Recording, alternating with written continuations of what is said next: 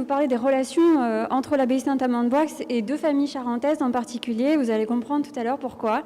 Ce sont les familles Baudran-Bouchard et la famille Titmont, alors que j'ai renommé un petit peu Titmont-Sonneville pour que ce soit plus compréhensible, dans la période de 11e, 12e siècle, donc qui compose le Moyen-Âge central. Alors pourquoi cette période ? Eh bien, le Moyen-Âge central est une sorte d'âge d'or pour les monastères qui sont nombreux à cette époque et relativement influents. On est en pleine féodalité, c'est-à-dire que les biens et les pouvoirs temporels, donc en opposition au pouvoir spirituel, sont répartis entre les seigneurs et non plus entre les mains de quelques puissants.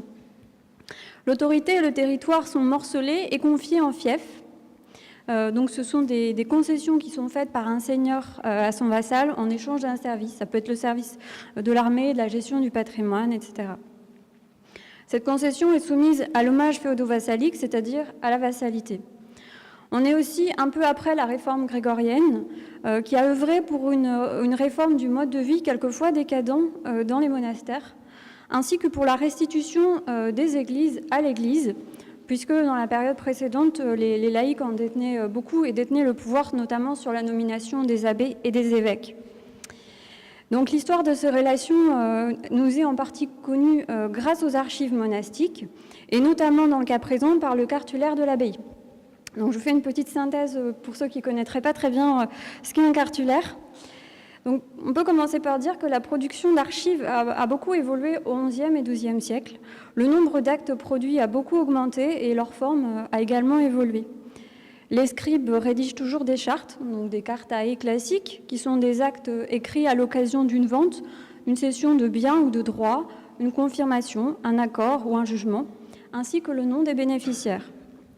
Le document sert à attester la validité de l'échange grâce à la présence de témoins, puisqu'il n'y a pas de notaire, donc il n'y a pas d'autorité légale pour valider les actes.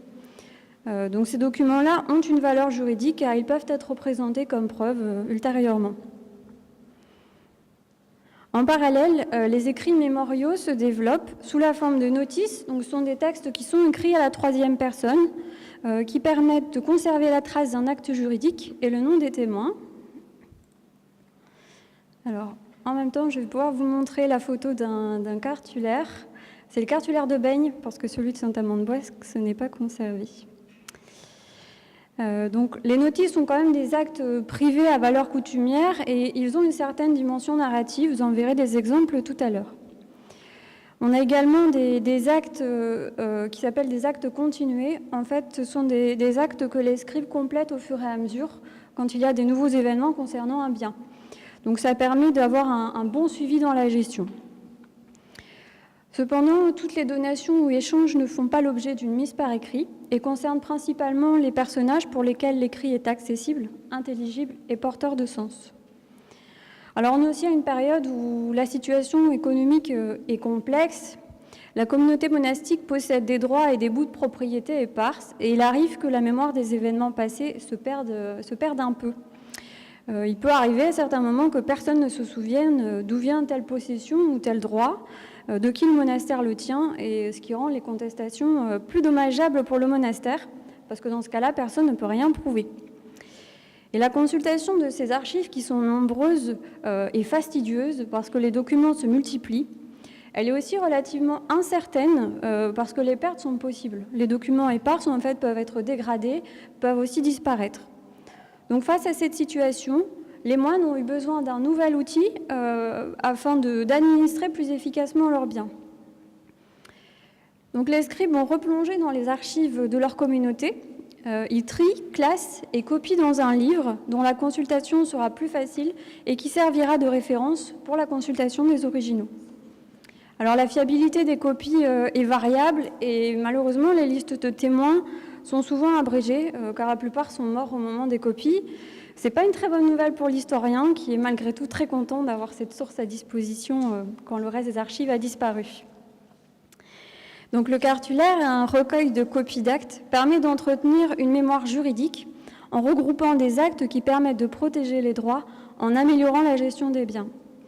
Il y a aussi une véritable intention de créer une histoire des biens et des droits du monastère, à des fins de gestion et d'instruction pour les générations de moines qui suivront. Dans les années 1070-1080, donc à la fin du XIe siècle, un besoin inédit de mémoire est apparu. Les moines construisent l'identité de la communauté par le biais de l'écrit. Ils réécrivent leur passé, de l'histoire des origines de la fondation du monastère à l'histoire des biens de l'abbaye, ainsi que de l'histoire sociale qui le lie à ses partenaires extérieurs. Donc le cartulaire offre une forme de continuité temporelle en jouant pour la communauté le même rôle que les liens du sang dans les lignages, pour citer Laurent Morel, c'est-à-dire la transmission d'un passé commun et d'un héritage présent. Alors le cartulaire original de Saint-Amand-de-Boixe a disparu et il ne reste que des copies tardives, l'une aux archives départementales de la Charente et une autre à la Bibliothèque nationale de France, ainsi que quelques pièces éparses. Il était composé de 339 textes numérotés, répartis en gros en 2 parties. La deuxième est un peu plus tardive, donc elle n'a pas servi dans mon étude et je me suis concentrée plutôt sur les 300 premiers textes. Alors, peut-être que vous connaissez déjà un petit peu cette documentation, mais je vais vous lire l'extrait d'une notice du cartulaire pour que vous compreniez un petit peu la suite. Donc, c'est un texte entre 1149 et 1159. Que tous, tant présents que futurs, sachent que Géraud de Sonneville et Pierre de Sonneville étaient frères germains et étaient prévôts pour le quart de leur villa. Le premier des deux, Géraud, recevant l'habit de moine au monastère de Saint-Amand, a été fait moine et se donna. Et lui et ses fils Pierre, Ramnoul et Landricus donnèrent toute la part qu'ils avaient dans l'alleu de Poix de Sonneville, en présence du seigneur abbé Pierre, des moines et de nombreux autres. Son frère suivant, Pierre de Sonneville, est ensuite devancé dans la mort, comme on dit, par un proche et son fils. Il était proche car son père et le défunt étaient germains, donc en fait ils étaient frères de père et de mère. Les fils reçurent donc le corps du défunt, à savoir leur père, et le firent apporter auprès de Saint-Amand et l'ensevelir ici. Ses fils Jocelyn, qui plus tard devint abbé de Saint-Amand, Jean, qui plus tard fut trésorier de Saint-Pierre d'Angoulême, et Gardrade, enfant, donnèrent une autre part, à savoir tout ce qu'ils avaient dans l'alleu de Poix de Sonneville, à Dieu, Saint-Pierre et Saint-Amand, j'ai perdu ma liste, pour le salut de l'âme de leur père. Les témoins de son don sont Pierre, abbé de Saint-Amand, qui plus tard devint évêque d'Angoulême. Il était le beau-fils du défunt, Guillaume de Sonneville, moine, etc. Et il y a quelques d'autres moines et d'autres laïcs. Voilà, donc après avoir découvert quelle était la source à notre disposition pour connaître cette histoire locale, essayons de comprendre un petit peu ce que contient cette mémoire qui nous a été transmise. Alors tout d'abord, 3 questions très simples.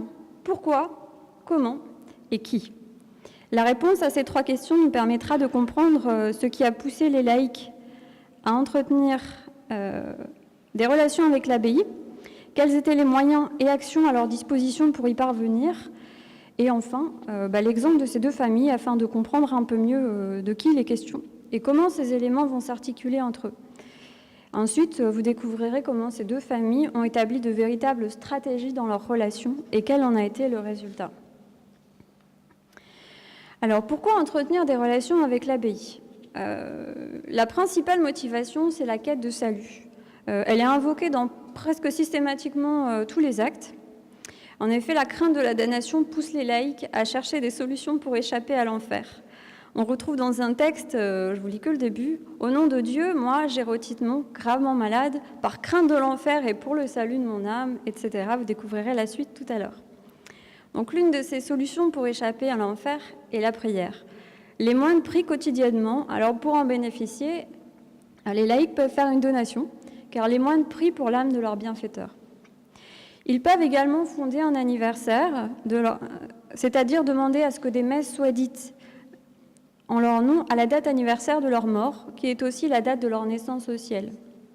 Dans certains cas, ils entrent même dans la fraternité de l'abbaye, et leur nom est inscrit à côté de celui des saints et des moines dans le livre nécrologique, qui se trouve au plus près de l'autel sur lequel est célébrée l'Eucharistie. Leur nom est appelé lors de la messe pour rappeler leur souvenir à Dieu. S'ils entrent dans la communauté monastique en devenant moines, donc la conversion à la vie monastique, leur chance de salut en serait décuplée. Alors, une autre raison, c'est la guérison, parce que même si les gens du Moyen-Âge sont très concernés par l'avenir de leur âme et nourrissent l'espérance de retrouver Dieu après la mort, ils recherchent malgré tout des moyens de rester sur Terre autant qu'ils le peuvent. Donc les blessés et les malades se rendent jusqu'au lieu conservant des reliques de saints, qui sont pourvoyeuses de miracles, dans l'espoir d'une guérison. Les monastères ne sont évidemment pas les seuls détenteurs de reliques, puisqu'ils s'en trouvent dans chaque hôtel consacré dans les églises, mais ils peuvent également offrir un lieu de repos pour les malades. Alors une autre motivation, c'est l'inhumation, d'ailleurs, je vous les avais indiquées. Donc les laïcs souhaitent de plus en plus être enterrés au plus près des prières. S'ils font une demande de sépulture en échange d'une donation, ils peuvent être inhumés dans un cimetière monastique. Bon, ce n'est pas toujours celui des moines. C'est un moyen d'être associé à la communauté et à ses prières. La plus grande garantie de salut étant tout de même de mourir sous l'habit monastique, comme on l'a vu dans l'exemple précédent. Donc, le monastère et son cimetière sont aussi des lieux de rassemblement pour les membres d'une famille qui souhaitent se faire inhumer ensemble, donnant au lieu une vocation à conserver la mémoire familiale. Justement, la mémoire, c'est aussi une grande thématique parce que disparaître de la mémoire des siens, de la mémoire de tous, est l'une des pires craintes de qui souhaite sauver son âme de la damnation. Sans mémoire, sans nom conservé par écrit quelque part, il n'y a personne pour se souvenir du défunt et adresser des prières à Dieu pour lui. Et au Moyen-Âge, l'un des rôles essentiels dévolus aux moines est de préserver le souvenir. La mémoire conservée par les écrits et par les moines qui les relisent et par là qui réactualisent cette mémoire ne se limite pas à l'histoire du monastère, mais englobe aussi celle de tous les partenaires avec lesquels une mémoire sociale est partagée. Les moines sont dépositaires de cette mémoire commune qu'ils écrivent et transmettent et entretiennent ainsi le souvenir des donateurs, des bienfaiteurs et des proches de leur communauté. Et c'est aussi grâce à ces écrits qu'en fait les principales familles de l'aristocratie nous sont connues. Alors je vous donne un exemple. Gérodané a offert son fils Pierre d'Année à Dieu et Saint-Amand, elle l'a fait moine dans ce lieu et a donné avec lui à Saint-Amand des vignes, etc. Donc il y a la liste de ses donations. Les témoins en sont le même Géraud et ses fils, c'est-à-dire Gardrade et Géraud qui ont entendu, vu et concédé, Pierre, abbé de Saint-Amand, les moines du lieu et de nombreux autres. Plus tard, Géraud, dans sa vieillesse, se donna à Saint-Amand et donna avec lui certains biens. Les témoins sont lui-même, ses fils Gardrade et Géraud, etc. Donc on a la liste des témoins.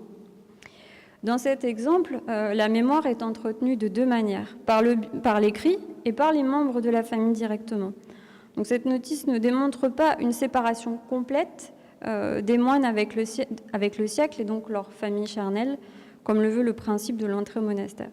Donc le rapprochement dans le texte témoigne d'un rapprochement réel.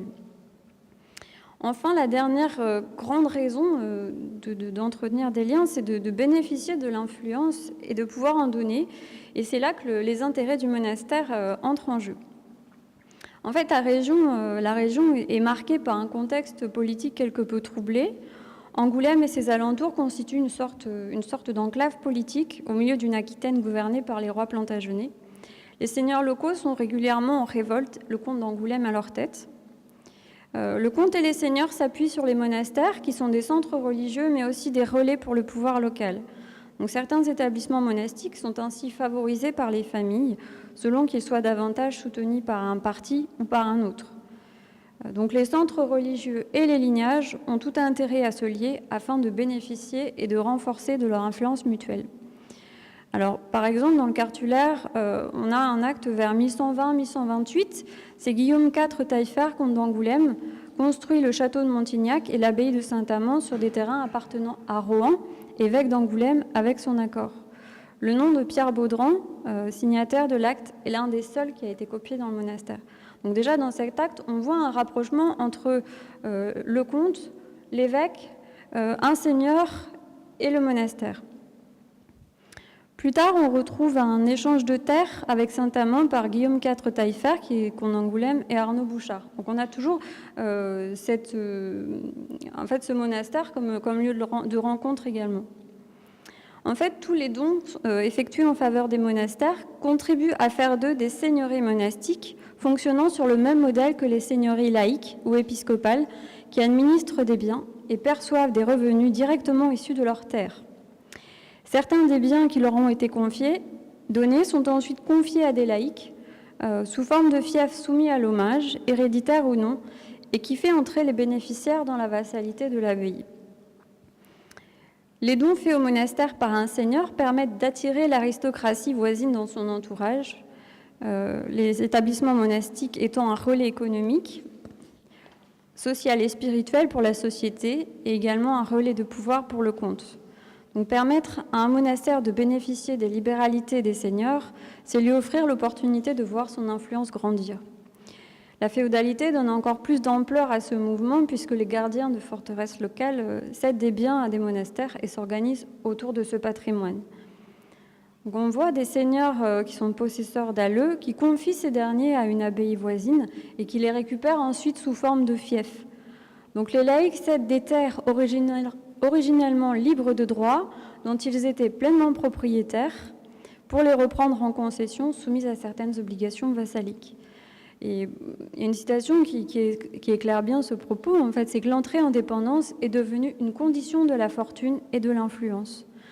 On a le cas ici de Pierre Baudran dans un acte vers 1080-1099, dans lequel on apprend qu'il reprend en fief viager la terre de l'Essart Marinins qu'il avait donnée auparavant. Et ce même Pierre Baudran donne en fait son autorisation que des dons soient faits dans des fiefs tenus de lui, sans que ses vassaux aient besoin de lui demander son accord. Donc ça a permis une multiplication des dons possibles au monastère. En fait, pour l'abbaye, le principal bénéfice de ces dons est d'acquérir une autonomie économique.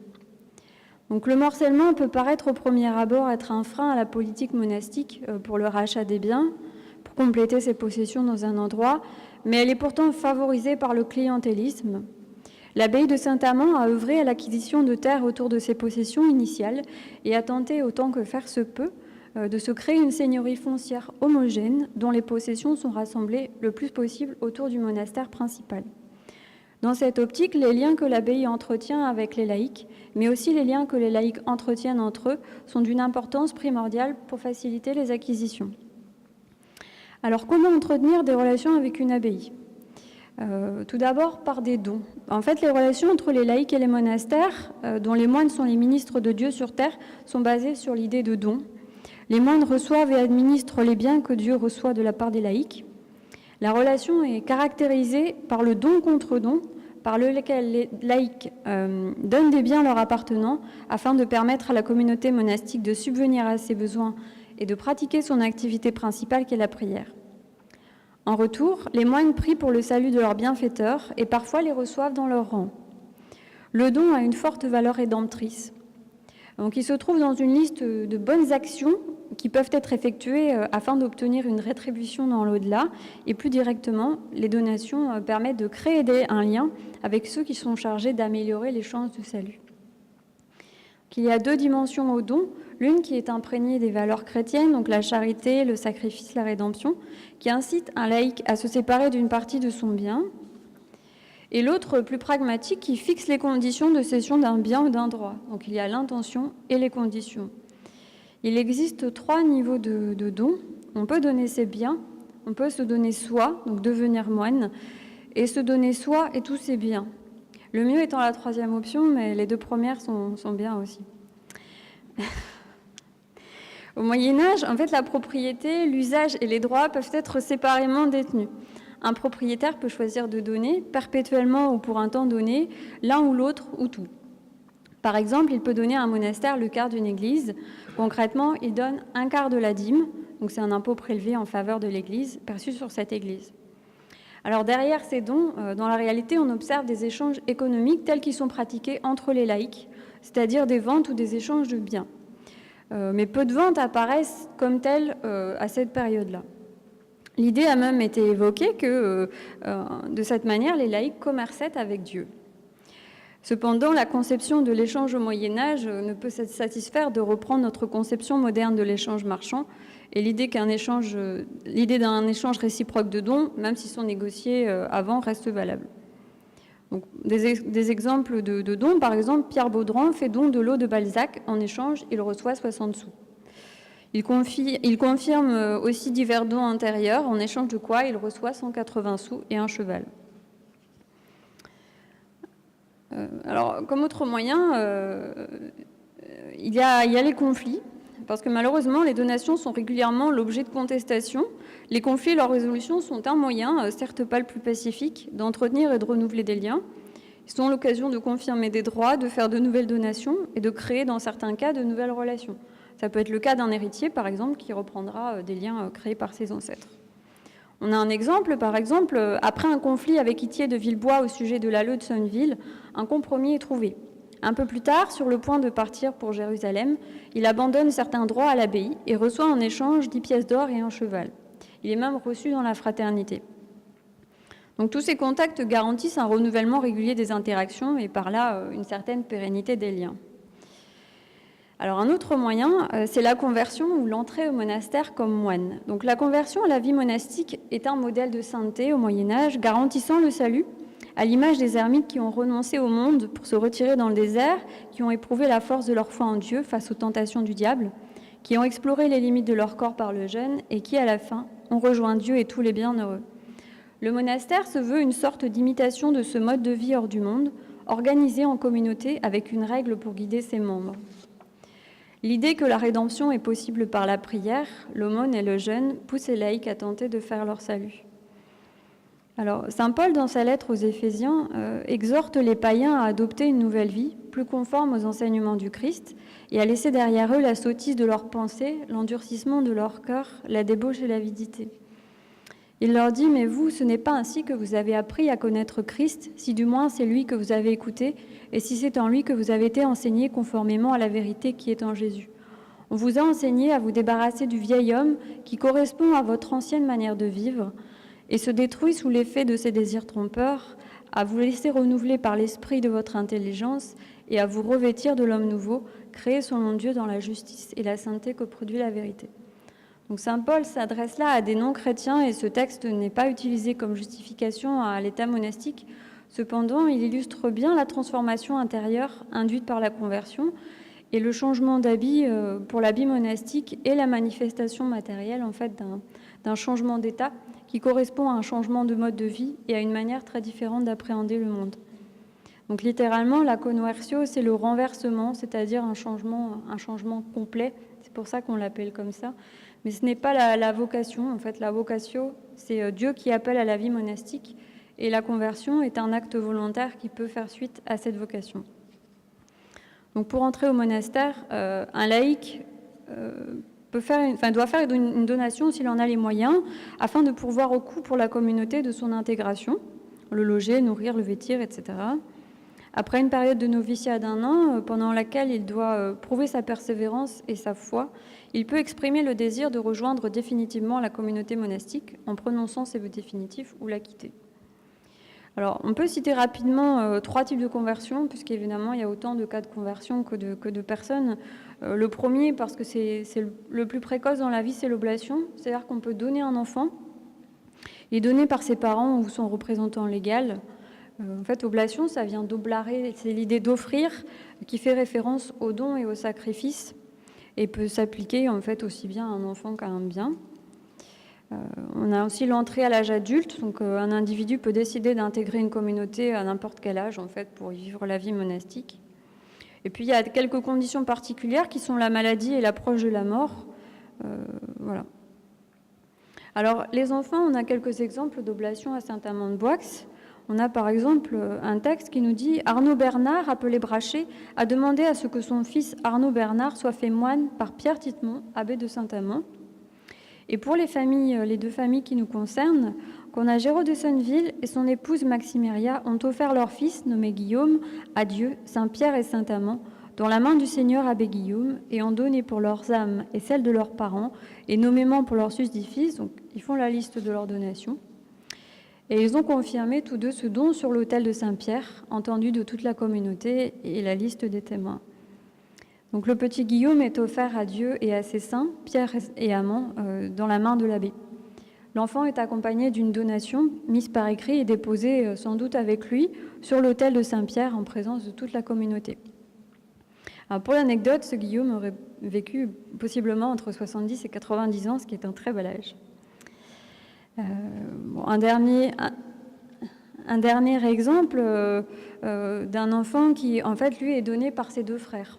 Voilà, c'est un peu moins courant. C'est sans doute pour éviter de diviser trop le patrimoine, parce que sinon, il se retrouve avec un patrimoine très allégé. Alors, les adultes, je ne vais pas vous donner vraiment d'exemples classiques, parce qu'en fait, il n'y a pas d'exemple classique. Puis, je vais vous parler un petit peu de la conversion des malades et des mourants. Alors, On l'appelle la conversion ad succurrendum, mais en fait, on pourrait le traduire par à l'extrémité. C'est vraiment quand ils sont là, vraiment au seuil de la mort, parce que la guérison n'est pas toujours possible. Alors, ils espèrent toujours guérir, mais parfois, c'est pas possible. Donc, pour sauver leur âme en fait, de l'enfer et de l'oubli, ils se précipitent un peu vers le monastère, si possible, pour mourir sous l'habit et être associés à la communauté. Voilà. Et ça, en fait, il y a beaucoup de laïcs, des seigneurs notamment, qui ont vécu une vie dans le monde, et puis à la toute fin, ils ont un peu peur pour leur salut, donc ils se dirigent vers le monastère. Donc on a un exemple de Pierre Guéry à la fin de sa vie. Donc il a donné toute sa part de l'église de Sonneville, etc., et d'autres biens. Et il a confirmé ce don en présence du seigneur Ramnoul, abbé du lieu, qui l'a béni comme moine. Donc ensuite il est mort. Voilà. Mais ce cas n'a rien de très exemplaire, en fait, parce qu'il se convertit à la toute fin de sa vie en faisant une donation. Après, c'est qu'il y a une mention de la bénédiction qui est intéressante dans le texte, et c'est le seul cas de texte que j'ai rencontré qui mentionne cette bénédiction. Alors, d'autres cas, puisque la conversion, c'est pas toujours un acte solitaire, on trouve un Berguéry qui est conseillé par ses proches. Alors, dans le texte, dit qu'il soit connu de tous les hommes qui viendront après moi, que moi, un Berguéry, avec le conseil de mes fils Arnaud Bouchard et Pierre Guéry, et de mon épouse gravement malade, je me fais moine et je donne à Dieu, etc. Il fait des donations. Donc là, c'est vraiment l'aspect familial qui est intéressant, puisque voilà, c'est pas forcément une décision individuelle. Alors, juste pour une autre forme de texte, on retrouve aussi au nom de Dieu, moi, Géraud Titemont, gravement malade, par crainte de l'enfer et pour le salut de mon âme, donc c'est celui de tout à l'heure, je reçois l'habit de Saint-Benoît du seigneur Ramnoul, abbé de Saint-Amand. Voilà. Et donc ensuite, il y a la confirmation. On retrouve aussi un exemple dans le cartulaire d'une conversion qui a été possible par un vassal, en fait, qui, mourant, donne une partie des biens qu'il tenait de Pierre Baudran et qui a pu entrer au monastère de cette manière-là. L'acte est rédigé au nom de sa mère et c'est pas anodin puisque les femmes étaient aussi chargées d'entretenir la mémoire familiale et de veiller à prier pour le salut de leur famille. Alors je vais vous présenter maintenant un petit peu les deux familles. Alors les graphiques, c'est très rapidement pour que vous puissiez visualiser un petit peu. Donc sur celui-ci, vous pouvez voir en bleu et en rouge, ce sont respectivement la quantité d'actes qui concernent ces deux familles-là. En gros, ils sont présents dans à peu près la moitié des actes du cartulaire, ce qui est absolument énorme sur une période de 200 ans. Donc là, pour comparer un petit peu les deux, puisque l'idée étant de voir les stratégies, chez les Titemont-Sonneville, on trouve 97 textes qui portent au moins un de leurs noms, mais seulement 17 qui relatent une action directe envers l'abbaye, parce que parfois ils peuvent juste être témoins ou signés. Chez les Baudran-Bouchard, on observe 59 actes qui portent leur nom et 33 qui concernent des donations, etc. Donc on voit qu'ils sont beaucoup plus actifs dans leurs actions. Alors, si on compare un petit peu le contenu de ces textes, on voit qu'il y a beaucoup plus de donations chez les Baudran-Bouchard, il y en a 21 et 7 chez les Titemont-Sonneville. Par contre, les Titemont-Sonneville se convertissent plus, ils rentrent plus au monastère, puisqu'on a 7 conversions à la place d'une. Les conflits, c'est à peu près équivalent, il y en a à peu près, et puis les sépultures, c'est pareil. Donc, alors ça, évidemment, c'est pas très parlant, mais c'est pour voir un petit peu comment se comporte cette famille avec l'abbaye, à égalité des donations et des conversions, qui représentent 70% en fait de leur activité. Les conflits, les résolutions de conflits, ça concerne quand même 20% des actes qui ont été produits qui les concernent. Et là, visuellement, vous pouvez voir que pour la famille Baudran-Bouchard, c'est très différent. La plupart des actes concernent vraiment ces donations. Voilà.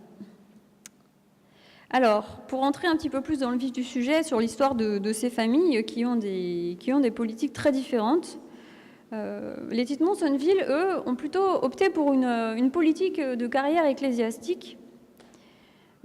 Donc on retrouve par exemple dans le texte 79 qui nous permet de dresser un petit portrait de ces carrières. Donc, parce qu'en fait, on n'a pas de traces de toutes les conversions. Donc parfois, il faut pallier au vide documentaire. Et donc le texte nous dit ses fils Jocelyn, qui plus tard est fait abbé de Saint-Amand, Jean, qui plus tard est fait trésorier de Saint-Pierre d'Angoulême, etc. Donc à partir d'un travail de recomposition, on voit un petit peu quelles ont été leurs carrières.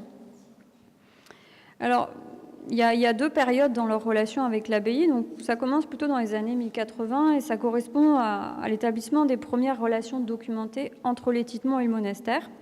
Tout d'abord par une donation de Tittemont d'Asnières, confirmée par son frère Géraud Tittemont, puis par la conversion quelques années plus tard du dit Géraud Tittemont.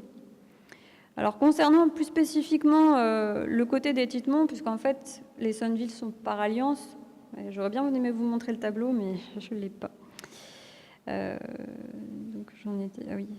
Donc l'entrée en monastère de Pierre chez les Tittemont quelques années plus tard pourrait en partie s'expliquer justement par le don qui a été fait au préalable, puisque les relations étant établies, l'entrée au monastère est facilitée.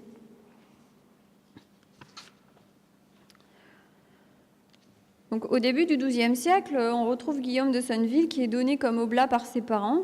À cette époque, par contre, les deux familles sont pas encore alliées, mais cette conversion prendra son intérêt peu de temps plus tard, quand ils seront un peu tous au monastère. Donc, c'est un petit tableau juste pour répertorier un petit peu les conversions. Vous voyez le nombre qu'il y en a eu.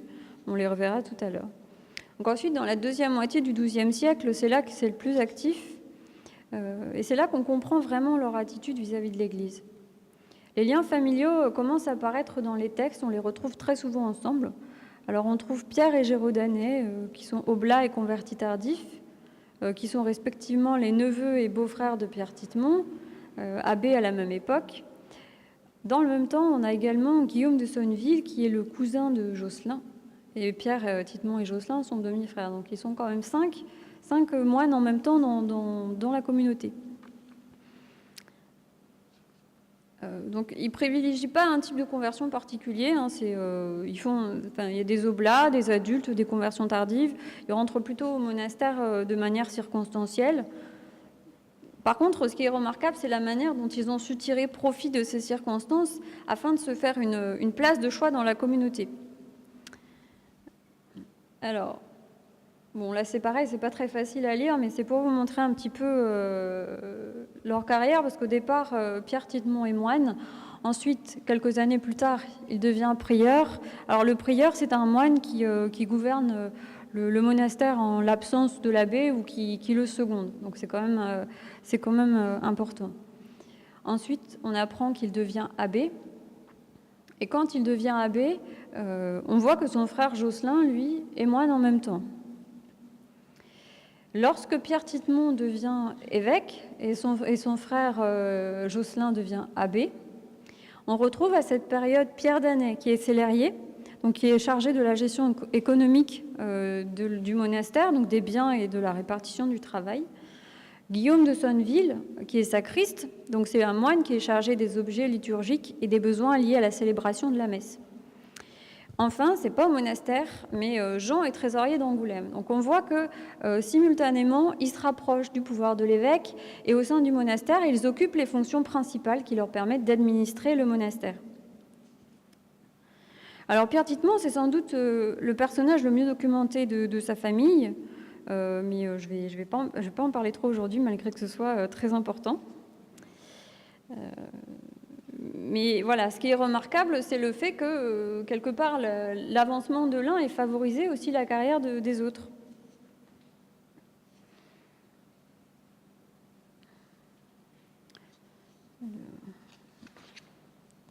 Donc la transition entre l'abbatiat et l'épiscopat de Pierre est évoquée à l'occasion d'une donation importante qu'il reçoit pour son monastère. Donc le texte nous dit « en présence du seigneur Pierre, abbé de Saint-Amand », qui dans le même temps est élu à l'épiscopat. La notice rappelle donc l'abbatiat de Pierre Tittemont à Saint-Amand, qui s'ensuit par son élection épiscopale et son remplacement à la tête de l'abbaye par Jocelyn, son demi-frère utérin. Les liens familiaux jouent un rôle dans la nomination des moines à ces postes, bien que la règle stipule qu'il ne faut favoriser personne. La famille mise donc sur l'occupation des postes clés au monastère et au chapitre afin de former une sorte de famille politique ecclésiastique. Normalement, lorsqu'il entre au monastère, un moine quitte sa famille charnelle pour devenir membre de la famille monastique. Et les chartes et notices, qui par leur aspect pratique mentionnent régulièrement des liens familiaux, devraient donc faire état de cette séparation par l'absence d'éléments permettant de rapprocher les laïcs des moines ou des moines ensemble. Il arrive cependant que la rupture ne soit pas très claire et que les textes laissent planer une certaine ambiguïté. Et grâce à ça, on peut percevoir que les liens familiaux, finalement, sont entretenus et la rupture avec le siècle est incomplète. Donc on a des rapprochements de noms des moines de cette famille dans les textes. On ne va pas faire une liste exhaustive, parce qu'il suffit de lire les listes de signataires pour voir que quand l'un est présent, généralement les autres sont à ses côtés. Et puis on a un élément très intéressant dans ces textes qui est un texte qui mentionne le qualificatif de frère d'eux au sujet de Pierre et de Josselin lorsque le premier devient évêque et le second devient abbé. Alors, toute l'ambiguïté réside quand même dans le fait qu'ils sont frères autant par le sang que par le Christ. Donc la formule n'a rien de très étonnant, bien qu'elle reste peu employée dans d'autres cas. Donc il y a plusieurs chartes qui rappellent en fait ce lien de fraternité. Et on peut penser que Pierre Titemont a choisi de faire inscrire cette mention afin de rappeler le caractère double de son amour pour son frère, fraternel et spirituel. On a une notice qui stipule dans la liste des témoins: les témoins sont le seigneur Pierre, évêque d'Angoulême, Josselin, le propre frère de l'évêque et abbé de Saint-Amand. Alors, ça, c'était un petit peu les relations des Titemont au sein du monastère, mais il y a aussi des relations entre le monastère et leurs parents qui sont restés dans le monde. Mais à partir du moment où ils sont nombreux au monastère, les relations, les parents laïcs se font beaucoup plus discrets. On ne les rencontre pas beaucoup. On a une donation, par exemple, qui soit connue de tous, que Titemont de la Motte, frère de Pierre, abbé de Saint-Amand, plus tard évêque, a donné sa part à Saint-Amand, etc. Les témoins sont le seigneur Pierre, abbé de Saint-Amand, et ses moines, et Pierre Vigier qui avait sa fille pour épouse. Bon, donc le texte nous rappelle les liens familiaux, alors qu'en théorie, il ne devrait pas. Donc, en fait, tous ces textes contiennent des éléments biographiques pour les familles. Donc, on a d'autres exemples. Donc, en fait, les relations que les Titemont-Sonneville ont entretenues entre eux durant tout le XIIe siècle ont pu être en partie conditionnées par la présence de certains des leurs dans la communauté monastique. Et bien que de nombreux membres de cette famille aient fait partie de la communauté de Saint-Amand, les relations avec les laïcs n'ont pas toujours été sans heurts. On a un exemple notamment qui concerne la résolution d'un conflit que Titemont de la Motte avait provoqué en revendiquant des droits sur la terre de Coulonges dans les années 1100-1125, puis l'inhumation de son frère Gardrade. Donc Gardrade et Titemont, neveux du susdit Géraud, intentèrent une action à propos de la terre de Coulonges. Entre-temps, le susdit Gardrade, blessé à mort, donna à Dieu, Saint-Pierre et Saint-Amand, tout ce qu'il avait réclamé sur cette terre. Son frère Titemont, après l'inhumation de son frère et avec le consentement d'Ithiebeuf et de ses frères, c'est très redondant les textes, c'est-à-dire les fils de Géraud-Oisini, confirma, etc., la donation. Donc on retrouve dans les signataires Pierre Titemont, moine, frère de Titemont, il mentionne encore ses liens familiaux. Alors dans cette famille, on retrouve un descendant, Gardrade d'Année, au tout début du XIIIe siècle, dans un conflit qui concerne la contestation d'un bien. Mais à cette époque, il n'a sans doute plus de parents en vie au monastère, donc c'est un peu la fin des relations. Et puis à ce moment-là, donc à la fin du XIIe siècle, la famille reprend un mode relationnel plus classique, c'est-à-dire basé sur les donations avec le monastère.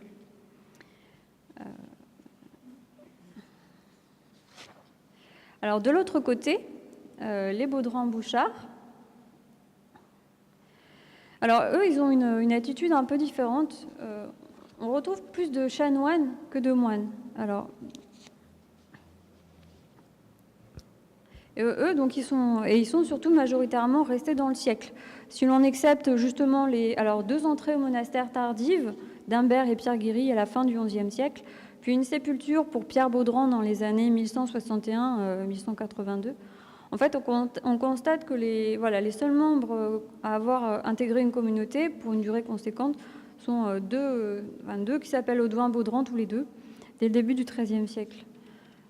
Mais en même temps, leur appartenance à une communauté canoniale s'inscrit parfaitement dans l'évolution de la vie religieuse qui s'est opérée et où l'idéal de vie monastique, en fait, n'est plus le modèle de sainteté privilégié, qu'on a plutôt le mode de vie canonial, les croisades.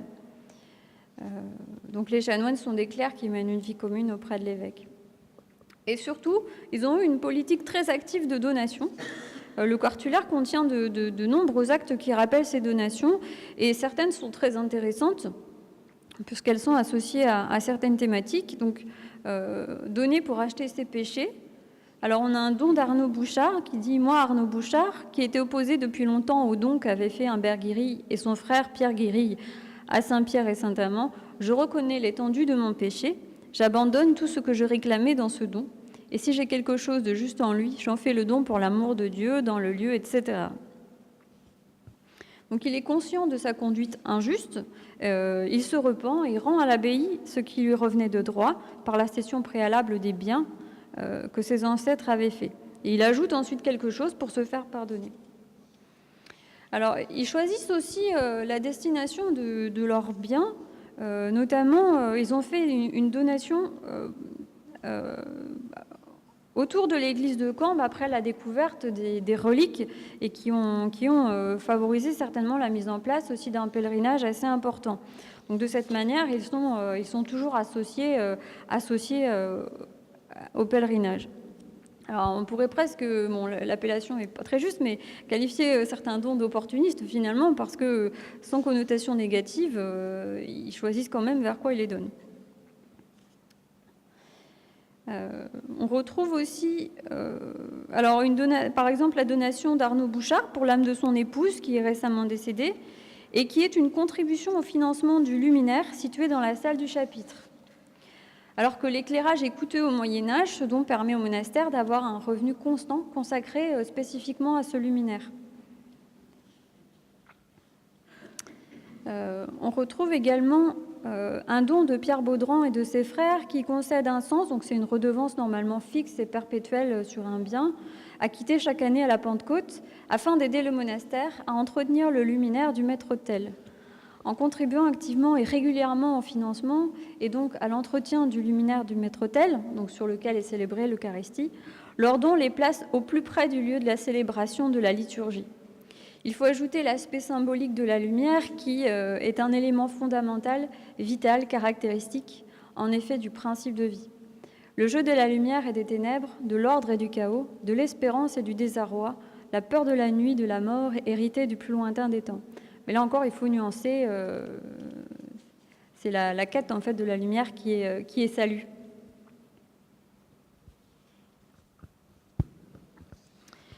Et enfin, un autre aspect qui est très intéressant pour cette famille, c'est qu'en fait, ce sont les principaux vassaux de l'abbaye. Bien d'autres seigneurs ont fait des dons aussi en rentrant dans la vassalité de l'abbaye. Et donc, on retrouve la trace de cette donation et de l'hommage qui est dû par Pierre Baudran de Tourier à l'abbé à la fin du XIIe siècle. Et donc, le texte, en fait, c'est une longue notice qui répertorie un peu les biens de l'abbaye, mais donc c'est de l'hommage et du lien de Pierre Baudran de Tourier.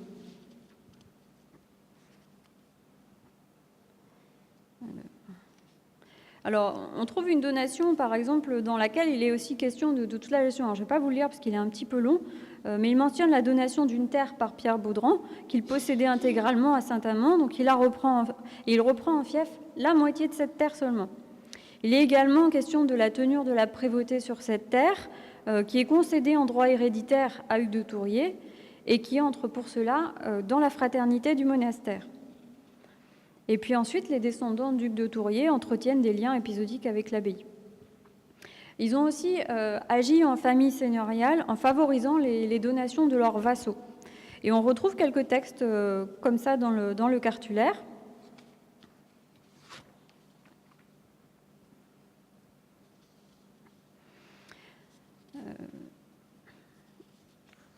Donc pour conclure, on peut voir que la diversité des motivations et des circonstances qui ont conduit les Baudran-Bouchard à effectuer des dons à Saint-Amand témoignent de l'intérêt que porte cette famille aux affaires de l'Église. Les circonstances sont toutes à la fois personnelles, motivées par des événements familiaux comme les décès, mais aussi par des besoins ou événements directement liés à la vie du monastère, comme la découverte des miracles. Donc, contrairement aux Tite-Monsonneville, qui se sont davantage intégrés dans la vie religieuse, les Baudran-Bouchard ont mené une politique qui leur a permis de gagner en influence au niveau local. Ils sont propriétaires terriens, donc c'est un modèle de lignage linéaire vertical plutôt. Ils n'avaient pas intérêt à disperser trop leur patrimoine ou à perdre trop de membres pour les administrer. Donc pour ce faire, ils ont favorisé la création et l'entretien des liens aussi avec plusieurs monastères de la région, bien que Saint-Amand-de-Boixe soit celui qu'ils aient le plus privilégié. Et enfin, on peut quand même noter que le choix de se lier à une abbaye telle que Saint-Amand n'est pas anodin, puisque c'est une fondation comtale qui est installée sur des terres épiscopales. Donc, quelque part, ils affichent aussi leur affiliation avec le comte et l'évêque. Et pour terminer, juste sur eux, enfin, à la fin du XIIe siècle, eux qui se sont conduits comme des seigneurs, mais qui n'en portaient pas le titre, portent enfin le titre de seigneur. Donc, est-ce que ça a été une réelle... Est-ce que leur politique leur a vraiment permis d'évoluer, ou est-ce que ça reste illusoire? Je ne sais pas. Et tout simplement, alors, pour résumer un petit peu brièvement, en fait, l'abbaye Saint-Amand-de-Boixe, elle est une communauté de prière, donc c'est une famille spirituelle qui est dédiée à la prière. Elle a besoin des laïcs pour recruter, donc pour avoir des membres, et puis pour obtenir des ressources financières et agricoles. Sa stratégie, justement, c'est de miser sur les gens. Et les laïcs, donc, qui sont des familles charnelles, ont besoin des moines pour le salut de leur âme, pour leur influence politique, et leur stratégie principale, ce sont les dons. Voilà, je vous remercie pour votre attention.